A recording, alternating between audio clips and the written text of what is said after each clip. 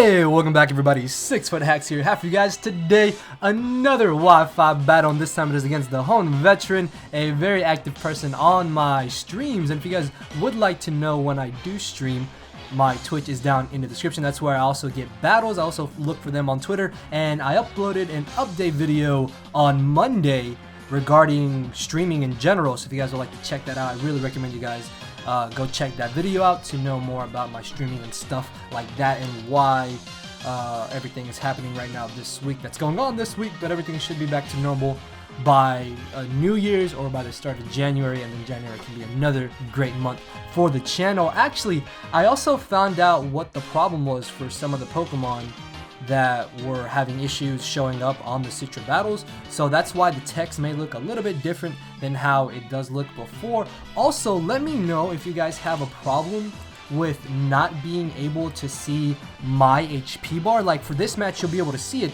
but for my other Citra battles you haven't been able to see them, and I don't know if that bothers any of you guys, but just let me know in the comment section below, please. I really do want to know.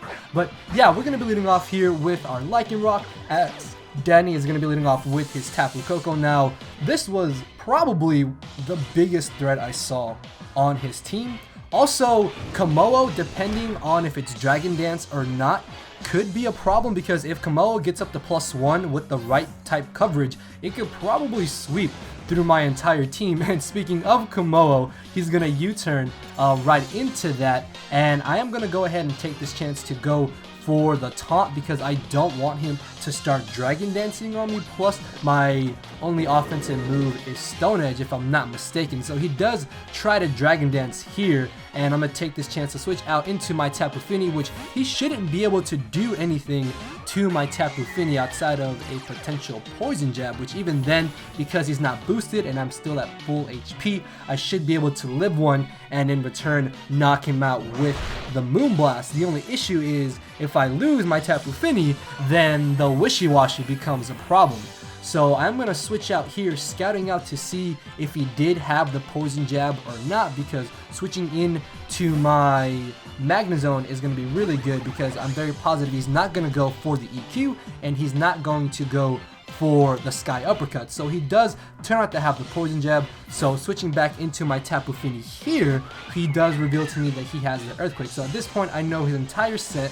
It's Earthquake, Sky Uppercut, Poison Jab, and Dragon Dance, which means if he does get up a Dragon Dance or two later in this match, then this thing is going to be absolutely plowing through my team, which I cannot allow. So I do make a judgment call here, and I'm going to decide to go for the Moonblast, as he does actually end up switching out here into his Muck, which is pretty good, because now I can keep that Komodo on hold so I can deal with it later in the matchup. And there's really nothing that he can freely get a Dragon Dance off of on my team unless I don't be aggressive against it when it is in this match. So I'm going to switch into my Incineroar here, basically as Death Fodder. Even if I was able to live, he would have been able to knock me out with the Shadow Sneak the following turn. So this gives me a free switch into my Incineroar, and I don't know why people don't like Shiny Incineroar.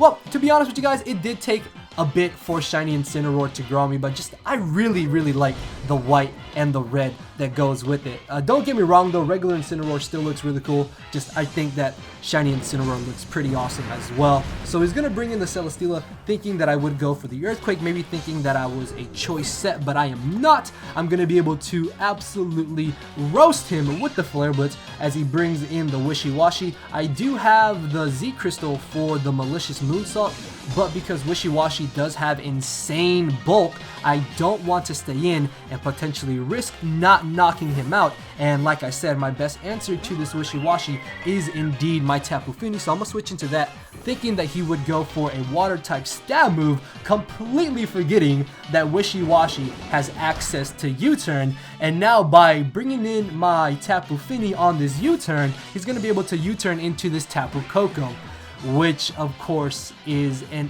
absolutely humongous problem, although I do have a pretty good check to it in Assault Vest Magnezone. The only issue with that is that I can't stop him from just being able to spam Thunderbolt and eventually still somehow gain momentum because he does have the U-turn. So he's going to go for the Thunderbolt here, which does entirely way too much damage. And this is supposed to be Come Here Boy, nicknamed after the Magnezones in my Showdown lives, but the text got cut off, so it says Come Here Bo, and just, yeah, I hope you guys don't get that reference.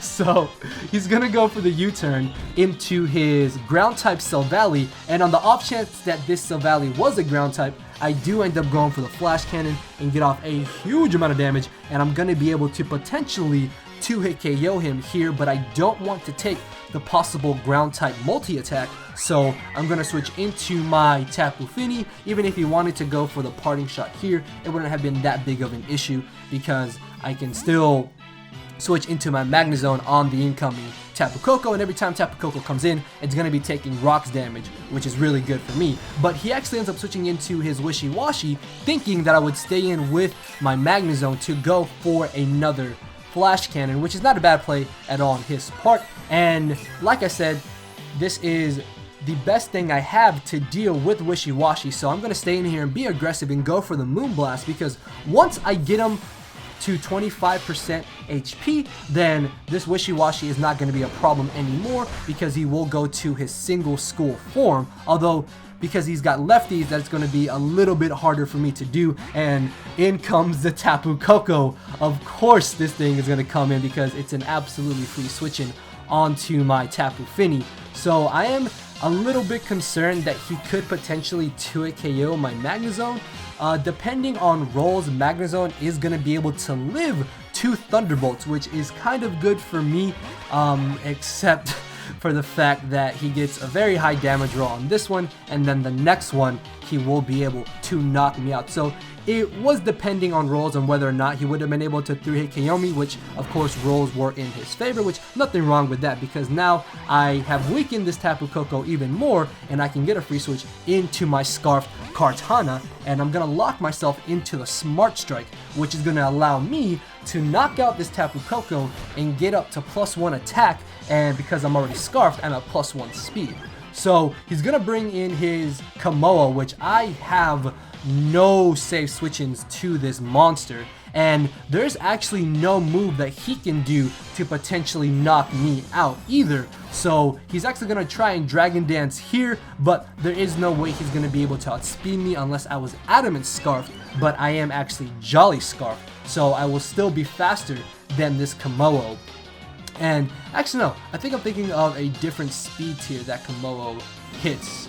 Maybe he would have been able to outspeed if I was Adamant, but it didn't really matter what he went for there because he wouldn't have knocked me out with any one of his 3 offensive moves. And now I'm a +2 attack as in comes the Wishy-Washy, and after all that damage that I got off on the Wishy-Washy, I will be able to knock him out even though Smart Strike is resisted. And honestly, Kartana is probably another Ultra Beast that was a huge letdown for me. This thing has an insane physical attack stat and a very, very good speed stat, but just it's really not that good. Like, it has a very low SPDEF stat. Its physical defense isn't that bad, but just I feel like a lot of people were let down by Kartana because it's not as good as everybody had hoped it was. So at +3, I will be able to knock out the Silvally, and now I believe I'm at +4 attack, +1 speed, in comes the Muck. I will indeed be able to absolutely annihilate this thing with a Smart Strike, except for the fact that I really wanted to use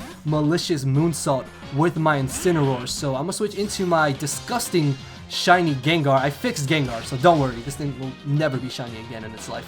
And he's going to knock me out with the knockoff, allow me to get a free switch into my Incineroar, and I'm going to take this opportunity to go for the Malicious Moonsault. And for you wrestling fans, did y'all get upset at the name of this move too? For those of you who don't know, this is not a real moonsault. A moonsault is typically a backflip off of the top rope, except for the animation, he does a 450 splash in a sense. So he does like 2 front flips and he lands on them. That's what a 450 is, and that's why I got so upset when I first saw this move, because it's not a real moonsault, man. It's not a real moonsault. It's a 450 splash, but I guess Malicious Splash just doesn't have quite the same ring to it as Malicious Moonsault, so I will be able to knock out this Muck the following turn, and that is going to be the victory in my favor. So good game to my boy TheHoennNative, again a very active person on my streams,